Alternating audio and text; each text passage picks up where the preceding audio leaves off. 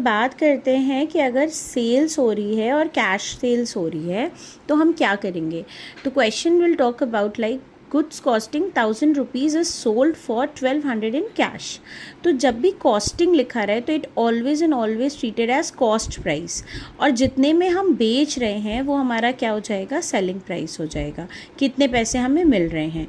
जो cost price वाला amount है वो हमेशा स्टॉक में से माइनस होता है, और जो सेलिंग प्राइस वाला अमाउंट है अगर कैश ट्रांजैक्शन है तो वो कैश में ऐड हो जाता है।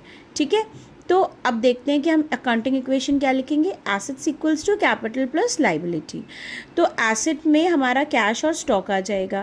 भाई हमारे पास से सामान बिक रहा है तो हमारा स्टॉक जो है वो कम हो जाएगा, कॉस्ट प्राइस वाला अमाउंट माइनस कर देंगे, और हमारे पास जो भी हमारा सामान ले रहा है तो हमारे पास वो वाला अमाउंट ऐड हो जाएगा। तो 1200 रुपीज़ हम क्या कर देंगे, कैश में ऐड कर देंगे। ठीक है, तो जब हम इस काम को कर रहे हैं तो जब हम कॉस्ट प्राइस और सेलिंग प्राइस को देखते हैं तो हमें दिख रहा है कि हमें क्या हो रहा है, प्रॉफिट हो रहा है। कितने का प्रॉफिट हो रहा है, हमें 200 रुपीज़ का प्रॉफिट हो रहा है। प्रॉफिट कहाँ पे आता है, प्रॉफिट हमेशा कैपिटल के नेचर में आता है। तो कैपिटल के अकाउंट में हम यहाँ पे कहाँ क्या लिखेंगे, नीचे प्रॉफिट लिख देंगे, जितने का भी हो रहा है। यहाँ 200 का हो रहा है तो हमने 200 लिख दिया। तो अगर हम LHS को देखते हैं तो हम 1200 माइनस 1000 करेंगे तो 200 आएगा, और प्रॉफिट हमें 200 का हो रहा है। तो अगेन हमारा LHS और RHS क्या हो गया है, इक्वल हो गया है। ठीक है, नेक्स्ट ट्रांजैक्शन देखते हैं। तो अब नेक्स्ट ट्रांजैक्शन टॉक्स अबाउट कि जो हमारा गुड्स है उसका कॉस्ट प्राइस कितना है, 4000 का। अब वो सेल हो रहा है 2500 रुपीज़ में। 4000 रुपीज़ की चीज़ बिक रही है 2500 रुपीज़ में। किसको, अजय को। हमने क्रेडिट परचेज में पढ़ा था कि जब फ्रॉम लिखा रहे तो हमारा क्रेडिट परचेज ट्रीट होगा।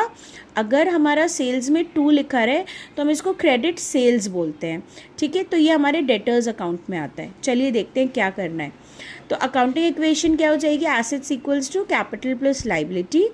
तो अब हमारा जो सामान है वो बिक रहा है तो जो कॉस्ट प्राइस वाला अमाउंट है वो स्टॉक में से माइनस हो जाएगा कि इतने का स्टॉक जा रहा है। अब क्योंकि ये क्या है, क्रेडिट सेल्स है, तो अब हमें जो पैसे मिलेंगे वो डेटर्स से मिलेंगे। ठीक है, कितना अमाउंट मिलना है हमें डेटर्स से, 2500। क्रेडिटर्स लाइबिलिटी में आता है और डेटर्स जो है वो एसेट साइड में आता है, एसेट में होता है। ठीक है, तो हमें कितना अमाउंट मिलेगा, 2500 रुपीज़। लेकिन अब हमें क्या हो रहा है, हमें लॉस हो रहा है। तो हम देख सकते हैं कि यहाँ पे हमें 1500 का क्या हो रहा है, लॉस हो रहा है। तो वो लॉस कहाँ पे आ जाएगा, कैपिटल के अंडर आ जाएगा। तो हम यहाँ पे क्या लिख देंगे, 1500 रुपीज़। ओके।